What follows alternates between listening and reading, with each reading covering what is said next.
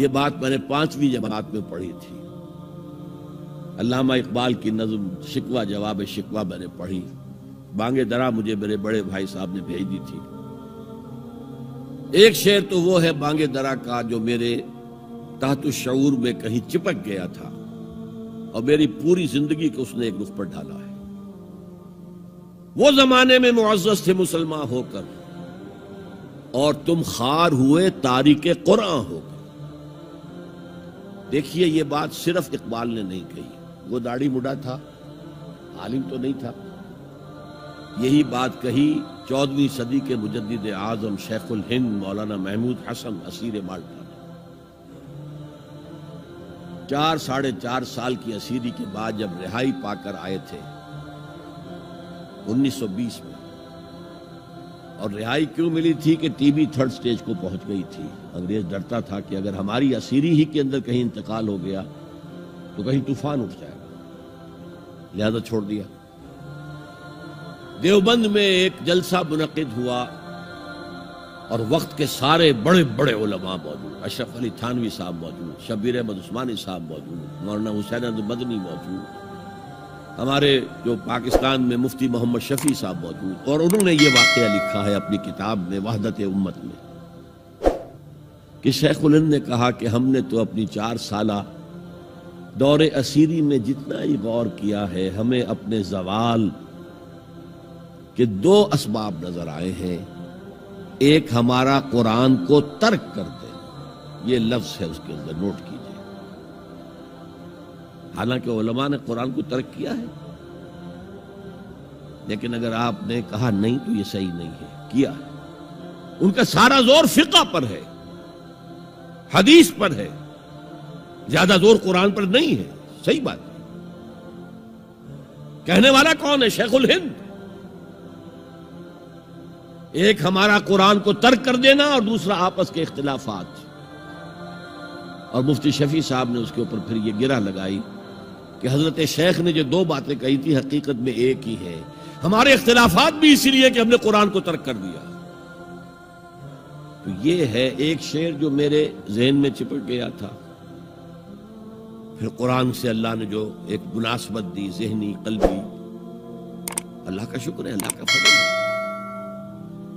دوسرا شعر وہ ہے کہ وقت فرصت ہے کہاں, کام ابھی باقی ہے, نور توحید کا اتمام ابھی باقی ہے.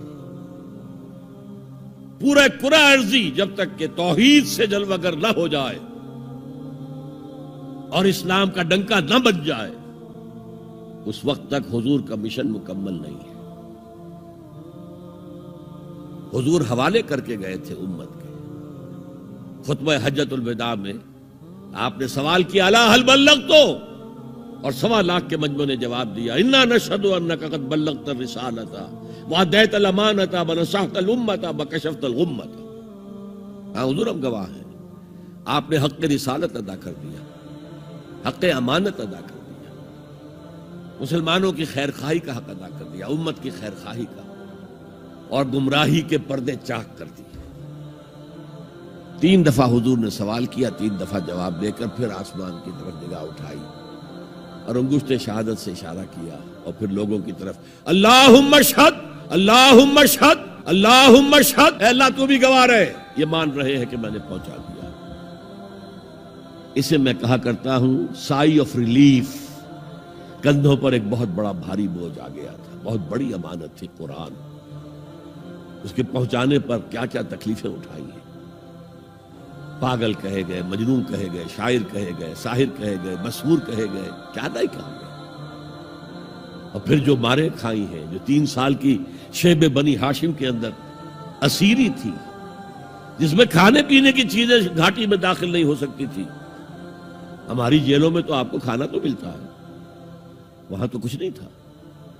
پھر طائف کا پتھراؤ یاد کیجئے, پھر مکے سے نکلنا اور 3 دن رات ایک غار میں چھپے رہنا. پھر مدینے کے اندر آپ کو معلوم ہے غزوہ بدر آ رہی ہے, اس میں 70 اگر کافر مارے گئے تو غزوہ احد میں 70 صحابہ شہید ہوئے, جن میں حضرت حمزہ بھی ہیں. 3 رشتے ہیں حضرت حمزہ سے حضور کے, چچا بھتیجا, سب کو بس یہی معلوم ہے. چچا بھتیجا، خالہ زاد بھائی، دودھ شریک بھائی، اور عربوں میں دودھ شریک بھائی حقیقی بھائی کے طور پر ہوتا تھا. اور ان کی لاش سامنے آئی ہے کہ ناک کاٹ لی گئی ہے، کان کاٹ لیے گئے ہیں، اور پیٹ چاک کر کے کلیجہ چبایا گیا ہے. یہ سارے بوجھ اٹھا کر اگر وہ حق تبلیغ ادا ہو گیا، اے اللہ یہ مان رہے ہیں، تو بھی گواہ ہے. اور پھر کیا کہا؟ فَلْيُبَلِّغِ الشَّاهِدُ الْغَائِبَ. اب جو یہاں موجود ہیں ان کا فرض ہے کہ ان کو پہنچائیں جو یہاں نہیں ہیں. اور یہ ابد الآباد تک کے لیے، قیامت تک کے لیے ہے. انا آخر المرسلین وانتم آخر الامم. میں آخری رسول ہوں، تم آخری امت ہو.